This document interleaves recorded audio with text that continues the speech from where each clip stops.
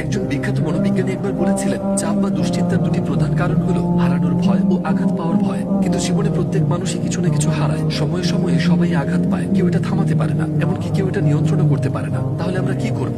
এর উত্তর লুকিয়ে আছে নবী ইব্রাহিম আলাইহিস সালামের দোয়ায়, হাসবুনাল্লাহু ওয়া নি'মাল ওয়াকিল। আমার মনে হয় আপনি এটা আগেও শুনেছেন। হাসবুনাল্লাহ অর্থ আল্লাহই আমার জন্য যথেষ্ট, কিন্তু ওয়া নি'মাল ওয়াকিল মানে আসলে কি? এর অর্থ তিনি সেই জন যিনি সবকিছু পরিচালনা করেন নিখুঁতভাবে। ওয়াকিল মানে এমন একজন যিনি আপনার পক্ষ থেকে সিদ্ধান্ত নিতে পারেন। তাহলে যখন আপনি বলেন আমি আল্লাহকে আমার ওয়াকিল মানি, তখন এর মানে দাঁড়ায় আমার জীবনে যাই ঘটুক সেটি তারই সিদ্ধান্ত, তার চাওয়াই আমার জন্য সর্বোত্তম, আর আমি তাতে সন্তুষ্ট থাকি। সহজভাবে বললে আমরা এই জীবনের কোনো কিছুই নিয়ন্ত্রণ করতে পারি না, আর যতই চেষ্টা করি না কেন কিছু বিষয় একেবারেই আমাদের হাতে থাকে না। আর ঠিক তখনই এই দোয়াটি কাজে আসে। এতে মূলত বলা হয়েছে, হে আল্লাহ, আমি আমার দায়িত্বটুকু পালন করেছি, এখন আমি ফলাফলটা আপনার উপর ছেড়ে দিচ্ছি, কারণ আপনি আমার চেয়েও ভালো জানেন। আপনার সিদ্ধান্তই সবসময় আমার সিদ্ধান্তের চেয়ে উত্তম। আমি আপনার কাছে আত্মসমর্পণ করলাম, আপনি আমার জন্য যথেষ্ট। আমি আপনাকেই বিশ্বাস করি আমার সব বিষয়ে। আর এরপরই উদ্বেগ পরিণত হয়